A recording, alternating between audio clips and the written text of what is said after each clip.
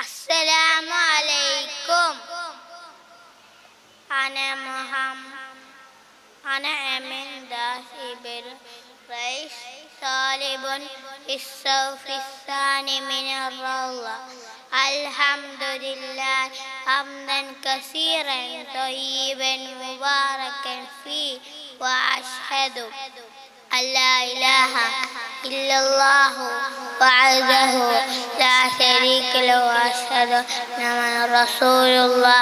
أما بعد، يقول الله تعالى: يا أيها الذين آمنوا اتقوا الله قولوا نصر.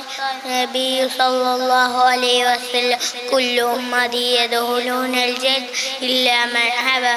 قيل من يأبى يا رسول الله؟ قال: ندخل الجنة. والثاني ختام أوصيكم أن نعلم إماما. والسلام عليكم ورحمة الله وبركاته.